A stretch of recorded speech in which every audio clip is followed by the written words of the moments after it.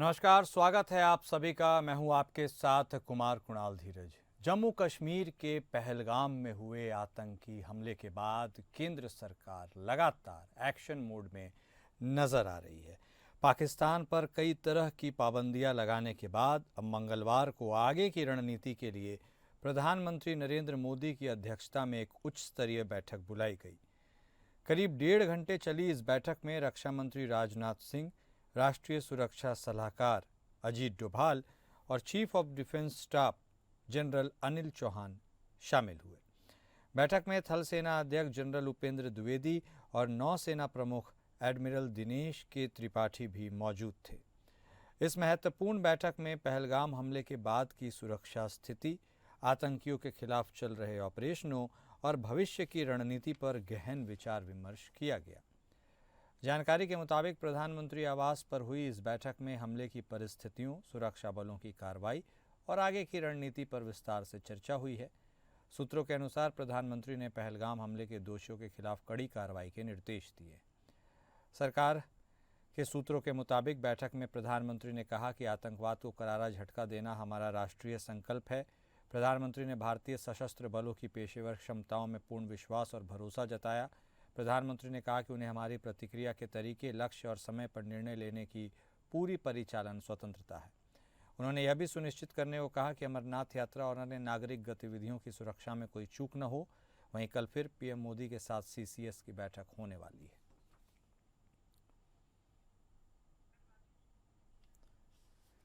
हमारे साथ हमारे इनपुट हेड राजीव शर्मा जुड़ गए हैं, उनका रुख करेंगे, उनसे बातचीत करेंगे। जी राजीव, लगातार जब से जम्मू कश्मीर के पहलगाम में आतंकी हमला हुआ है, पूरे देश में आक्रोश है।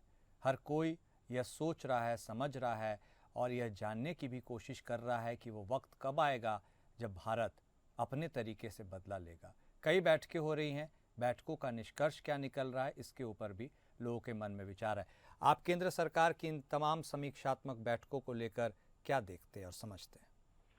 कुणाल, ये जो आज मीटिंग हुई है, ये एक सामान्य तौर से देखी जाए तो ये अनएक्सपेक्टेड मीटिंग है, जिसमें राजनाथ सिंह, एनएसए और तीनों सेना के अध्यक्ष और सीडीएस शामिल हुए थे। इसमें जो लब्बो-लुआब निकला है वो ये कि एक तरीके से प्रधानमंत्री ने सेना को कह दिया है कि भाई आप टारगेट, टाइम और तरीका आप तय कर लो और आपको खुली छूट है। मतलब ये कि अगर आपको न्यूक्लियर बटन दबाना है तो आप सोचो, क्या होना है आप देखो। तो ये एक बहुत बड़ा निर्णय है। हालांकि कल सीसीएस की बैठक है, फिर सीसीपीए की बैठक है और बहुत सारी चीजें सीसीएस में और सीसीपीए में भी डिसाइड होंगी। लेकिन ये जो आज की बैठक और ये जो एक सिग्नलिंग है पाकिस्तान को कि भाई हमने अपने योद्धाओं को खुली छूट दे दी है, अब ये खुद अपने आप तुमसे निपट लेंगे, हमें अब हम पीछे बैठ करके सिर्फ तमाशा देखेंगे। और इसका एक नतीजा भी निकलता हुआ मुझे दिखाई दे रहा है। पाकिस्तान की तरफ से तुरंत बयान आता है कि हम भारत से लड़ाई नहीं लड़ना चाहते हैं, हमारी महैसियत अभी शुरू हुई है, मतलब अर्थव्यवस्था अभी शुरू हुई है और हम अगर लड़ाई में उलझ जाएंगे तो हमारी महैसियत जो है लुढ़क जाएगी, तो हम नहीं चाहते कि हम लड़ाई लड़ें। तो एक तरीके से पाकिस्तान ने बर्बली मतलब दिखावे के तौर पे एक सरेंडर जैसा किया है। तो इसका ये असर भी है। हालांकि सारी चीजें, ये सब बातें हैं, अभी आगे क्या होने वाला है ये नहीं मालूम है। ये एक फीलर भी हो सकता है पाकिस्तान को, एक ये भ्रामक बयान भी हो सकता है पाकिस्तान के लिए।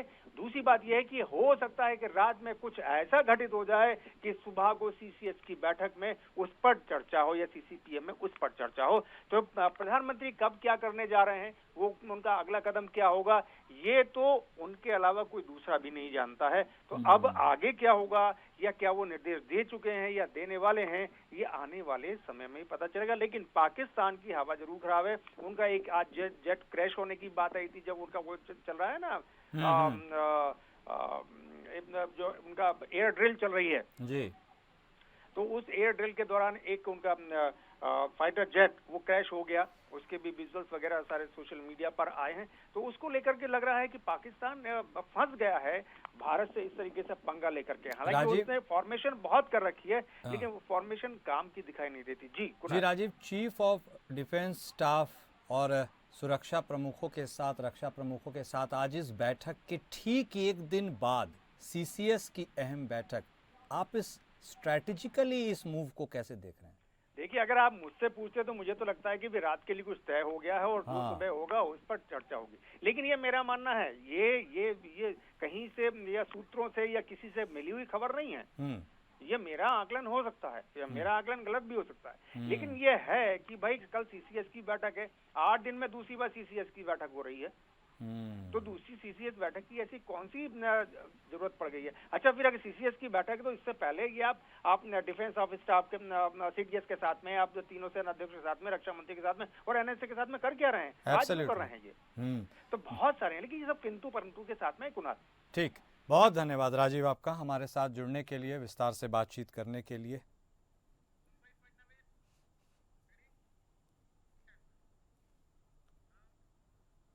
वहीं महाराष्ट्र मंत्रिमंडल की एक अहम बैठक हुई और इस बैठक में पहलगाम हमले के पीड़ितों को भावभीनी श्रद्धांजलि अर्पित की गई।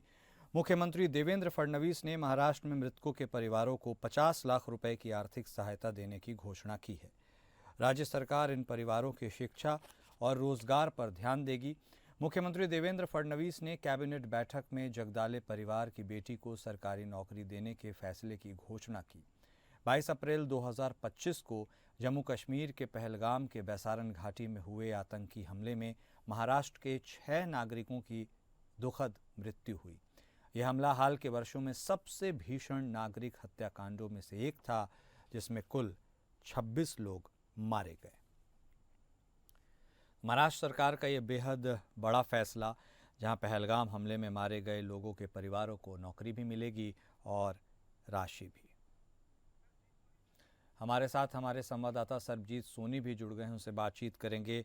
सरबजीत, मंत्रिमंडल की अहम बैठक और उसमें यह अहम फैसला कि जो लोग अपनी जान गंवाए हैं महाराष्ट्र से ताल्लुक़ रखने वाले इस आतंकी हमले में, उनको सरकार के तरफ से जो कुछ भी सहायता मुहैया कराई जा सकती है वह की जाएगी।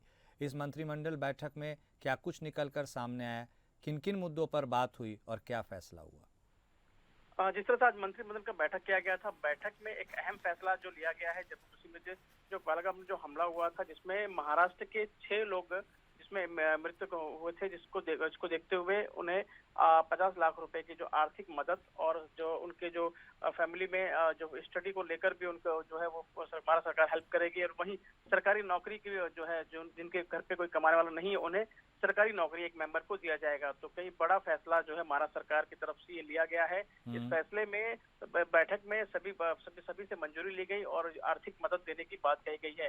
हालांकि इस फैसले में 11 अलग फैसले और भी लिए गए हैं, तो कहीं ना कहीं ये बड़ा फैसला है, जिससे कहीं ना कहीं जो पीड़ित परिवार है उससे कहीं ना कहीं महाराष्ट्र सरकार की तरफ से मदद मिलेगी। ठीक है, बहुत शुक्रिया आपका सरबजीत हमारे साथ जुड़ने के लिए और जानकारी देने के लिए।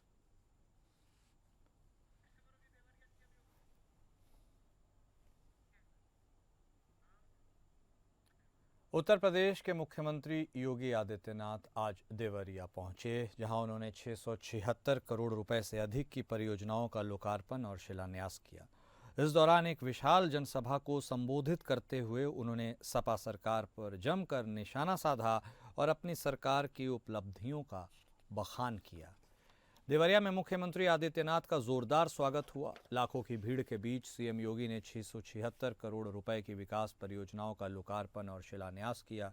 लेकिन सबसे ज्यादा चर्चा रही उनकी जनसभा की, जहां उन्होंने सपा सरकार और सपा सुप्रीमो अखिलेश यादव पर तीखे हमले किए। मुख्यमंत्री ने पहलगाम हमले में शहीद शुभम द्विवेदी पर अखिलेश यादव के बयान की आलोचना की और कहा कि सपा सरकार में विकास की जगह गुंडागर्दी को बढ़ावा मिलता था। उन्होंने अपनी सरकार की उपलब्धियां गिनाते हुए कहा, हमने पूर्वांचल में विकास के नए आयाम स्थापित किए, सड़कों का जाल बिछाया है, उत्तर प्रदेश को विकास के पथ पर ले आए हैं। योगी ने माफिया राज पर भी बड़ा बयान दिया। उन्होंने अतीक अहमद और मुख्तार अंसारी का जिक्र करते हुए कहा कि सपा और बसपा सरकारों में माफियाओं की समानांतर सरकार चलती थी, कोई पुलिस वाला इनके क्षेत्र में घुस नहीं सकता था। आज इनके गढ़ में एक सिपाही जाकर पूरी व्यवस्था देख लेता है। स्थानीय लोगों ने भी सीएम के इस दौरे और विकास परियोजनाओं की सराहना की।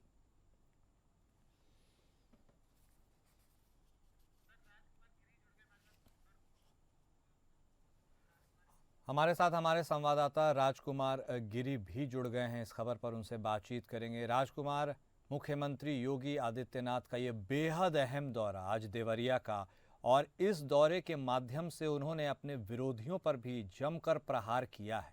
इस दौरे के बारे में भी हमारे दर्शकों को बताइए और इस दौरे के हाइलाइट्स के बारे में भी। जी कुणाल, बिल्कुल यह दौरा निश्चित तौर पर देवरिया वासियों के लिए काफी महत्वपूर्ण रहा, क्योंकि इस दौरा में योगी आदित्यनाथ ने देवरिया जनपद को 676 करोड़ की परियोजनाओं का जो सौगात दिया है। निश्चित तौर पर बहुत बड़ी परियोजनाएं हैं। इसमें सबसे पहले तो राजकीय महाविद्यालय का जिन्होंने जाते ही लोकार्पण किया, इसके अलावा तमाम ऐसी विकास परियोजनाएं हैं जिसका उन्होंने लोकार्पण किया है।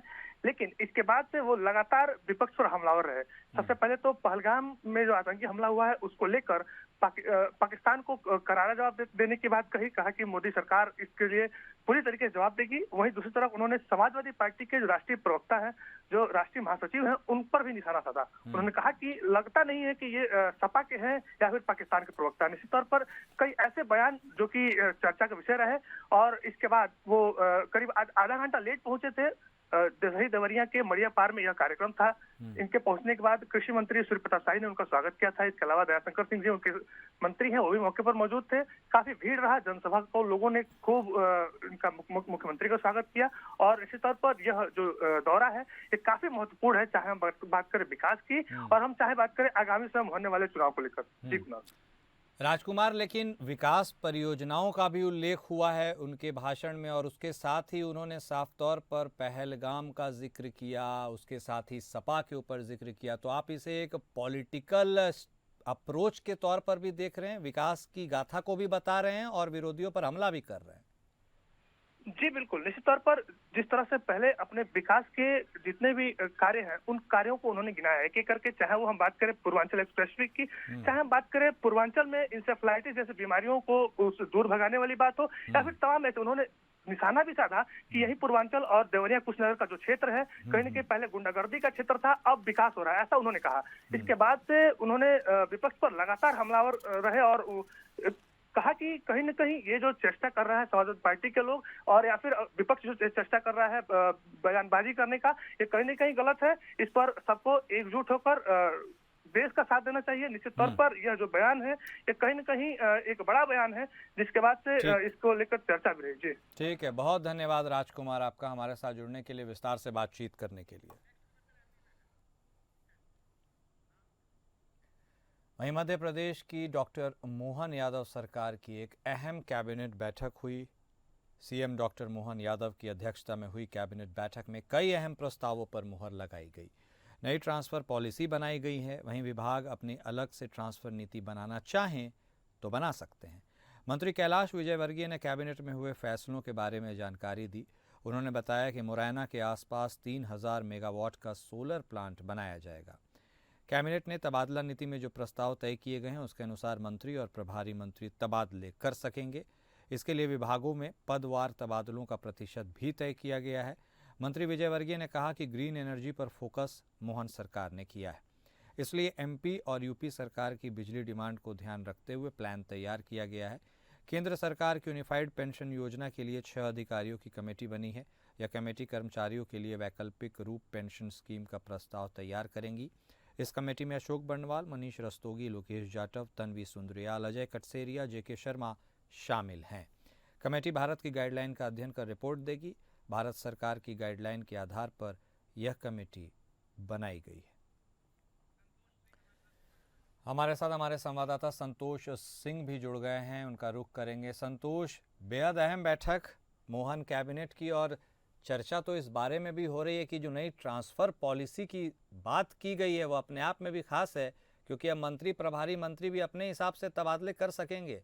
और क्या कुछ खास रहा है इस बैठक में? बिल्कुल कुणाल, जिस तरीके से आज कैबिनेट की बैठक हुई उसमें बहुत ही अहम फैसले लिए गए। जो ट्रांसफर नीति है कुणाल, मैं आपको बता दूं 4 साल से कर्मचारी अधिकारियों के जो ट्रांसफर हैं उस पर बैन लगा हुआ था। आज 4 साल बाद वे बैन खुला है। स्वेच्छा से अपने कर्मचारी जो हैं वो ट्रांसफर करा सकेंगे। इसमें नीति बनाई गई है जिसमें मंत्री और प्रभारी मंत्री ट्रांसफर कर सकेंगे और विभाग के जो मंत्री हैं वो भी अपने स्तर से इसकी नीति बना सकते हैं। वहीं दूसरा अहम फैसला कैबिनेट का ये हुआ है कि चंबल में 300 मेगावाट का जो सोलर प्लांट लगेगा उसके लिए मंजूरी दी गई है। वहीं मैं आपको बता दूं कुणाल की फसलों के लिए, किसानों के लिए भी कैबिनेट में एक महत्वपूर्ण फैसला किया गया है कि जो किसान अगर पराली जलाएगा उसको किसान सम्मान निधि नहीं दी जाएगी और वहीं उसको किसान सम्मान निधि भी नहीं दी जाएगी और उसकी जो समर्थन मूल्य पर खरीदी होती है वो फसल भी नहीं खरीदी जाएगी। तो एक बड़ा फैसला है किसानों का के लिए कि अगर वो फरारी जलाते हैं तो इसका ये कदम उठाएगी सरकार और जिससे किसानों को नुकसान भी हो सकता है। इसलिए किसान अब सतर्क हो जाएंगे कि फरारी किसी भी प्रकार की नहीं जलानी है। ठीक है, बहुत धन्यवाद संतोष आपका हमारे साथ जुड़ने के लिए और क्या कुछ हुआ यह बताने के लिए। उत्तर प्रदेश स्थित बस्ती में रुधौली विधानसभा से पूर्व विधायक संजय प्रताप जायसवाल को एमपी एमएलए कोर्ट ने 3 साल की सजा सुनाई है। कोर्ट के इस फैसले के बाद अब वह 6 साल तक कोई चुनाव तब तक नहीं लड़ सकते जब तक कि हाई कोर्ट फैसले पर स्टे न लगा दे। पूर्व विधायक संजय जायसवाल, पूर्व विधायक आदित्य विक्रम सिंह समेत 6 लोगों को 3 साल की सजा सुनाई गई है। एमपी एमएलए कोर्ट ने मारपीट मामले में सजा सुनाई है। साल 2003 में एमएलसी चुनाव में मतगणना के दौरान तत्कालीन डीएम अनिल कुमार से अभद्रता हुई थी। आरोप मतगणना में डीएम पर धांधली कराने का लगा था। 3 दिसंबर 2003 को एमएलसी की मतगणना में मारपीट हुई थी। पूर्व विधायक आदित्य विक्रम सिंह की पत्नी कंचन सिंह और मनीष जायसवाल एमएलसी के प्रत्याशी थे। उस वक्त मनीष जायसवाल ने एमएलसी का चुनाव जीता था। इस मामले में एक आरोपी कंचन सिंह की मुकदमे की सुनवाई के दौरान ही निधन हो चुका है। एमपी एमएलए कोर्ट ने लोअर कोर्ट की 3 साल की सजा को बरकरार रखा। अब सजा याफ्ता सभी हाईकोर्ट से जमानत के लिए अपील कर सकते हैं। मामले में सभी की जमानत याचिका खारिज करते हुए कोर्ट ने उन्हें जेल भेजने का आदेश दे दिया है।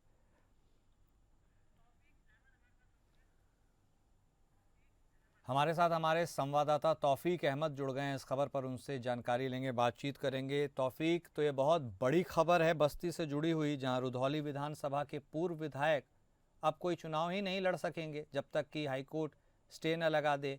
इस पूरे मामले के बारे में भी बताइए और आगे के रास्ते के बारे में भी। बिल्कुल कुणाल, मैं बताना चाहूंगा कि जैसा कि इनको जो है अभी इनके खिलाफ जो है एक एमपी एमएलए कोर्ट के द्वारा आज फैसला आया है और 3 साल की सजा बरकरार रखी गई है। उन्होंने अपील जो की थी उस सजा को बरकरार कोर्ट ने रखा है और इनको जेल भेजने का सख्त निर्देश दे दिया है। पुलिस ने अपनी कस्टडी में लेते हुए तत्काल इनको जो है जेल के लिए लेके रवाना हो गई है। और विक्रमादित्य जो बताया जा रहे पूर्व विधायक दूसरे, वो इस समय हॉस्पिटल में एडमिट हैं, उनका इलाज चल रहा है लखनऊ में। तो उनकी कस्टडी पुलिस अभी नहीं ले पा रही है क्योंकि उनकी हालत काफी ज्यादा खराब है। और जो एमएलसी चुनाव की प्रत्याशी उस समय रह चुकी हैं कंचना सिंह, उनकी डेथ हो चुकी है। और जो मौजूद उस समय जो एमएलसी का चुनाव जीते थे मनीष जायसवाल, वो भी इस समय जो है उनकी भी तबीयत खराब चल ही रही है और वो अभी आगे के लिए जो है जमानत के लिए रिमांड याचिका अपनी दायर करेंगे अपने वकील के माध्यम से। ठीक है, बहुत धन्यवाद आपका तौफीक हमारे साथ जुड़ने के लिए और बातचीत करने के लिए। वहीं इलाहाबाद हाईकोर्ट ने सुनवाई के दौरान कहा कि पुलिस की वर्दी निर्दोष नागरिकों पर अत्याचार करने का लाइसेंस नहीं है। यदि कोई लोक सेवक पद दायित्व के दायरे से परे हटकर गैर कानूनी कार्य करते हैं तो उन पर केस दर्ज कराने से पूर्व मंजूरी की आवश्यकता नहीं होगी। आरोपी पुलिस अधिकारी है, इससे उसे कोई सुरक्षा नहीं मिलेगी। कोर्ट ने पुलिस कर्मियों के खिलाफ दर्ज केस कार्रवाई को रद्द करने से इनकार करते हुए याचिका खारिज कर दिया। यह आदेश न्यायमूर्ति राजवीर सिंह ने अनिमेश कुमार और 3 अन्य पुलिसकर्मियों की याचिका पर दिया है। शिकायतकर्ता एक डॉक्टर है। फर्रुखाबाद कोतवाली में शिकायत की कि वह 28 जून 2022 को अपने स्टाफ के साथ कार से कानपुर लौट रहा था। कुछ लोग कार से निकले और उनसे कुछ कहासुनी हुई। इसके बाद रात 10 बजे 3 गाड़ी से आए लोगों ने उन्हें खुदागंज के पास रोका। कार में सवार कांस्टेबल दुष्यंत, उपनिरीक्षक अनिमेश, कांस्टेबल कुलदीप और कांस्टेबल सुधीर ने उनके साथ मारपीट की। रुपए और सोने की चेन छीन ली। कन्नौज ले जाकर उन्हें करीब 1.5 घंटे तक बंधक बनाए रखा, जिसकी एफआईआर दर्ज की गई। याचिका का कहना था कि धारा 197 दंड प्रक्रिया संहिता के तहत सरकार से मंजूरी प्राप्त किए बिना उन पर मुकदमा नहीं चलाया जा सकता, क्योंकि कथित घटना के समय आवेदक पुलिस अधिकारी होने के नाते गश्त ड्यूटी पर थे। लोक सेवक जब अपनी आधिकारिक क्षमता में कार्य कर रहे हैं तो उन पर मुकदमा दर्ज करने से पूर्व सरकार की अनुमति लेने की आवश्यकता होती है। कोर्ट ने यह भी कहा कि घटना के समय आवेदक कथित घटनास्थल पर गश्त ड्यूटी पर नहीं थे। और दूसरी बात, हमले और डकैती के कथित कृत्य का आवेदकों के आधिकारिक कर्तव्य के निर्वहन के साथ कोई उचित या तर्कसंगत संबंध नहीं था।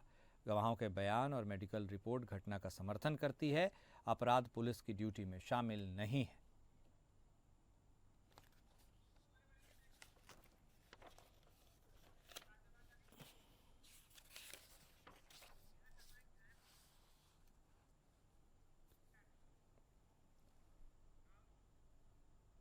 जम्मू कश्मीर के पहलगाम में हुए आतंकी हमले से आहत होकर मुस्लिम युवती ने हिंदू धर्म अपना लिया है। आतंकवादियों द्वारा धर्म पूछकर हत्या करने से यह महिला आहत थी। उसके बाद धर्म परिवर्तन का फैसला लिया। मंदिर में बैठकर पूरे मंत्रोच्चारण के साथ जनेऊ भी धारण किया। पूर्व में महिला का नाम नेहा खान था, जो अब नेहा शर्मा बन गई हैं। हिंदू रक्षा दल के अध्यक्ष पिंकी चौधरी के नेतृत्व में उनकी सनातन धर्म में वापसी कराई गई। मंत्रों के साथ, उच्चारण के साथ नेहा ने हिंदू धर्म अपनाया और कहा कि पहलगाम बेहद ही सुंदर जगह है, लेकिन जिस तरह से आतंकवादी घटना हुई है वह आहत है। नेहा खान से नेहा शर्मी बनी महिलाओं ने कहा कि पहले उसका निकाह हुआ था, फिर तलाक हुआ, फिर अपने पति के साथ वापस जाना चाहती थी तो उसका हलाला हुआ। इसके बाद उसने हिंदू रक्षा दल से संपर्क किया और आज पूरे विधि विधान के साथ हिंदू धर्म अपना लिया।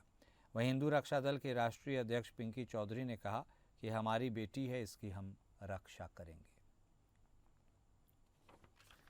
तो गाजियाबाद की यह खबर हम आपको बता रहे हैं, जहां नेहा खान से एक महिला नेहा शर्मा बन गई है। जी हाँ, मुस्लिम युवती ने हिंदू धर्म अपना लिया है और इसके पीछे की पृष्ठभूमि के बारे में यदि बात की जाए तो यह कहा जा रहा है कि पहलगाम आतंकी हमले से इतना आहत हो गई कि उसने मुसलमान धर्म छोड़कर, इस्लाम धर्म छोड़कर हिंदू धर्म अपना लिया। आतंकवादियों द्वारा धर्म पूछकर हत्या करने से वह आहत हो गई थी, ऐसा उसने कहा। इसके साथ ही उन्होंने यह भी कहा कि उसका नाम पहले नेहा खान था, अब नेहा शर्मा हो गया है। उसका पहले निकाह हुआ था, फिर तलाक हुआ, फिर अपने पति के साथ वापस जाना चाहती थी तो उसके हलाला की भी बात सामने आई। उसके बाद उसने हिंदू रक्षा दल से संपर्क किया।